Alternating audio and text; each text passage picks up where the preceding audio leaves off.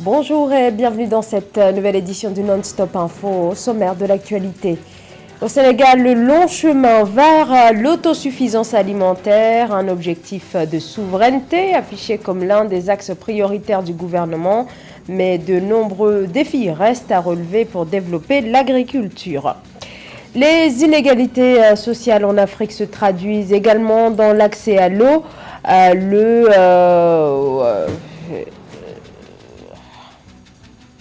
Désolé.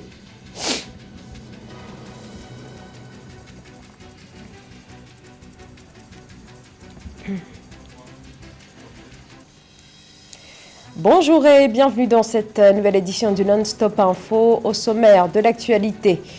Au Sénégal, le long chemin vers l'autosuffisance alimentaire, un objectif de souveraineté affiché comme l'un des axes prioritaires du gouvernement, mais de nombreux défis restent à relever pour développer l'agriculture.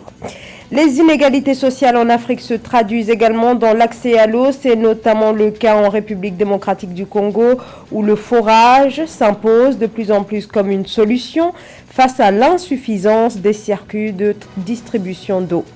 L'agriculture en Afrique, de profondes inégalités femmes-hommes subsistent dans le secteur agroalimentaire. Gros plan à suivre dans ce journal.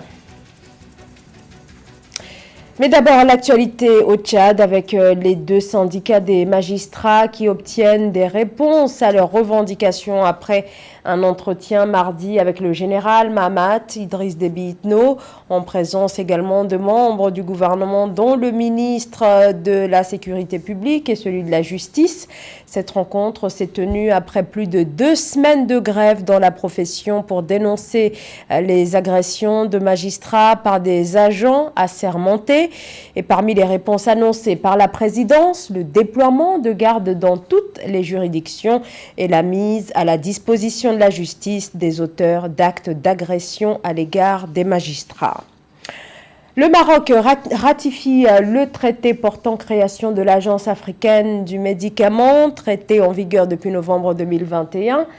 Une instance de l'Union africaine, et cette ratification s'est faite lors d'une cérémonie en présence de Mohamed Arouchi, représentant permanent du Maroc auprès de l'Union africaine. Cérémonie qui a eu lieu ce mardi à Addis Abeba en Éthiopie où siège l'UA. Et pour rappel, l'Agence africaine du médicament a pour mission de renforcer la capacité des pays africains à réglementer les produits pharmaceutiques afin d'en améliorer l'accès et la sûreté. Depuis les émeutes de la faim en 2018 au Sénégal, la question de la souveraineté alimentaire revient régulièrement au cœur du débat. Le sujet réapparaît souvent dans l'agenda politique. Et une nouvelle fois, le chef de l'État Macky Sall a annoncé maintenir l'objectif à travers notamment une revalorisation des fonds dédiés au développement du secteur de l'agriculture. Philomène Tine. Le budget de la campagne agricole 2022 au Sénégal a été revu à la hausse et passe cette année de 60 à 70 milliards de francs CFA. Cette annonce faite par le président Macky Sall entre dans le cadre de la politique nationale de souveraineté alimentaire du pays. À cet effet, le chef de l'État sénégalais appelle à une mobilisation générale pour accroître et valoriser davantage les produits agricoles, d'élevage et de pêche. Afin de soulager les ménages, j'ai fait baisser les prix des denrées de première nécessité, notamment le riz, le sucre et l'huile, et augmenter la subvention du riz local. Mais pour être à l'abri des aléas de la conjoncture internationale, nous devons, par un effort individuel et collectif sur nous-mêmes, faire preuve de résilience en gagnant au plus vite la bataille de la souveraineté alimentaire.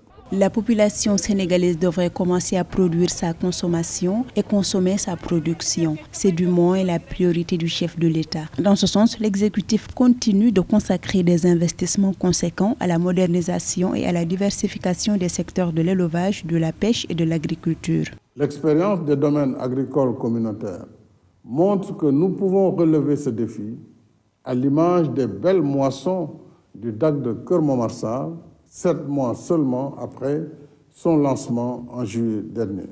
Relever le défi de l'autosuffisance alimentaire, c'est aussi faciliter les échanges entre les zones de production et les marchés.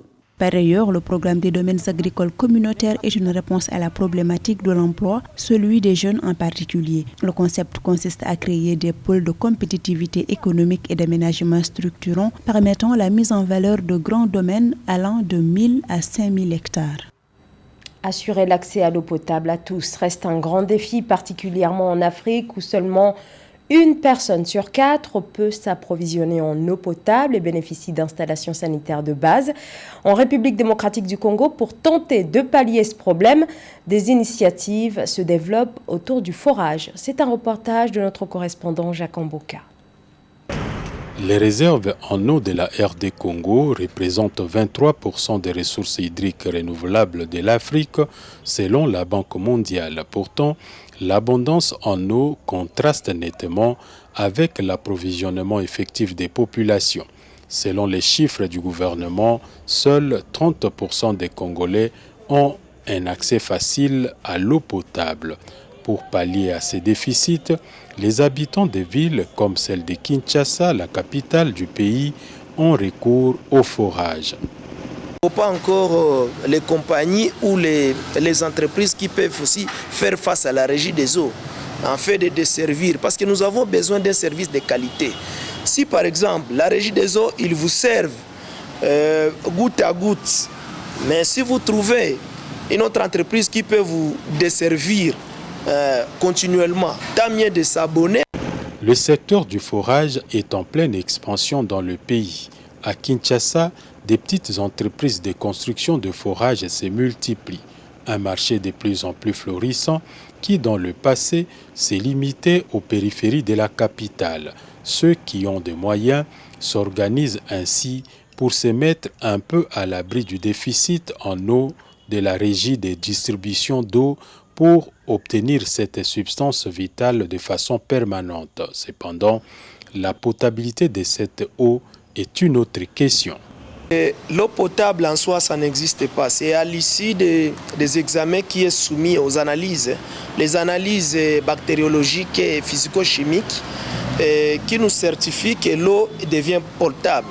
Si la construction d'un forage dans sa parcelle met la population à l'abri du casse-tête de la société de distribution de l'eau, il se pose deux autres problèmes, à savoir l'électricité pour faire fonctionner ces forages et la potabilité de cette eau.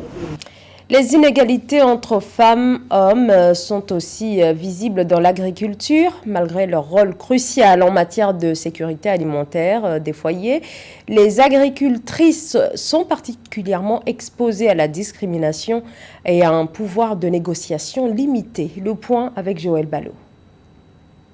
En Afrique, il existe encore des cadres politiques discriminatoires préjudiciables aux femmes et aux filles dans le développement agricole. Pourtant, selon l'Organisation des Nations Unies pour l'alimentation et l'agriculture, FAO, 80% des denrées alimentaires destinées à la consommation des ménages et à la vente sur les marchés locaux sont produits par les femmes. Aussi, la Commission de la condition de la femme de l'ONU, qui s'est réunie du 14 au 25 mars 2022, était l'occasion de revenir sur l'égalité des sexes et l'autonomisation de la femme.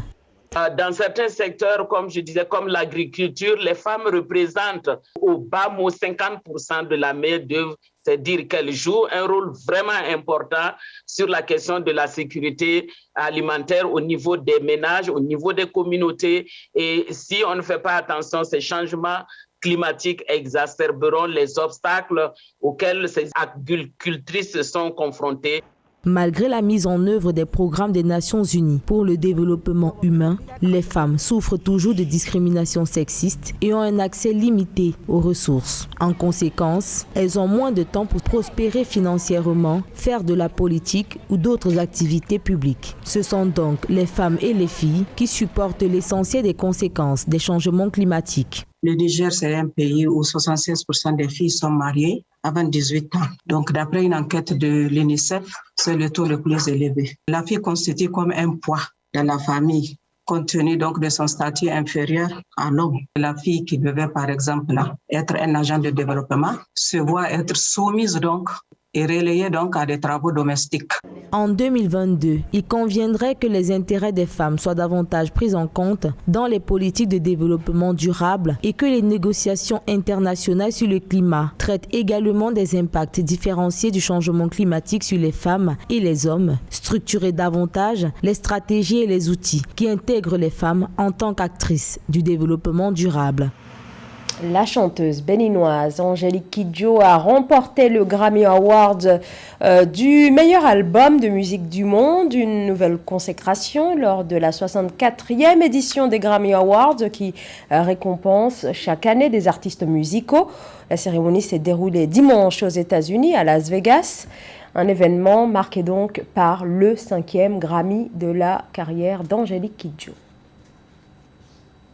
L'Afrique, une fois de plus à l'honneur, lors de la 64e cérémonie annuelle des Grammy Awards qui s'est tenue le 3 avril 2022 au MGM Grand Garden Arena de Las Vegas, aux États-Unis d'Amérique. L'auteur-compositeur béninoise Angélique Kidjo a remporté les Grammy Awards 2022 dans la catégorie du meilleur album du monde. Son dernier album, Mother Nature, sorti en juin 2021, lui a valu ce prix annuel.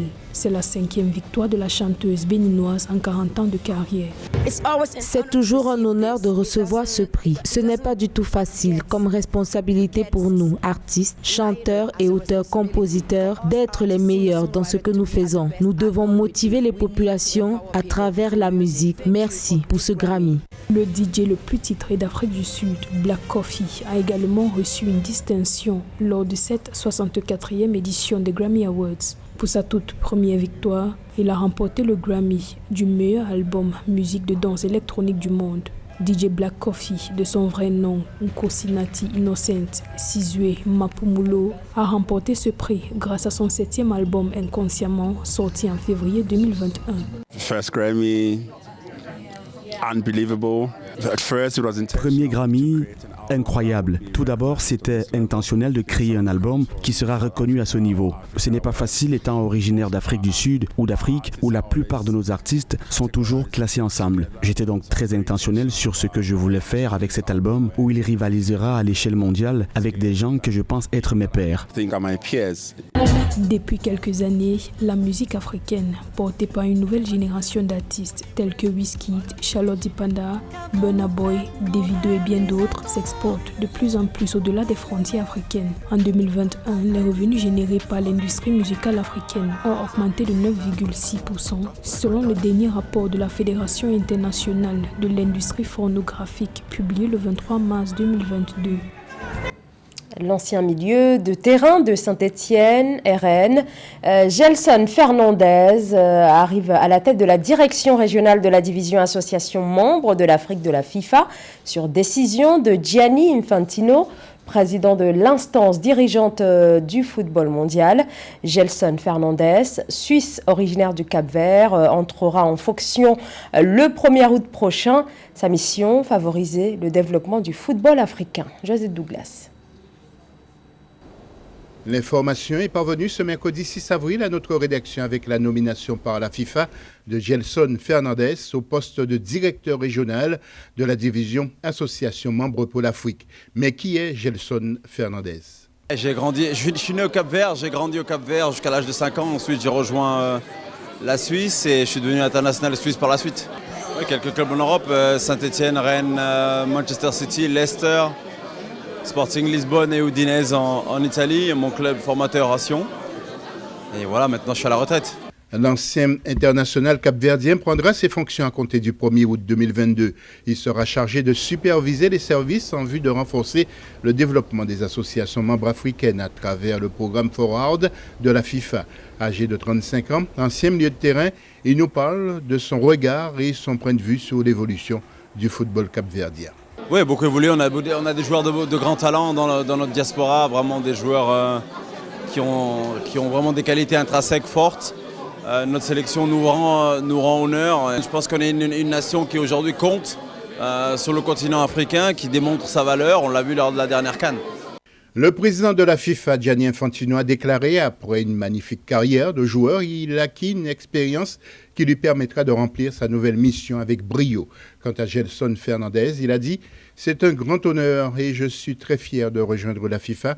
Cette mission qui démarre au mois d'août me permet de revenir à mes racines, d'exprimer ma gratitude à ce continent et de tout donner pour le football africain. C'est un défi de taille que je relève avec beaucoup de fierté. » Et c'est la fin de ce journal. Merci de votre fidélité. L'information continue sur Africa 24.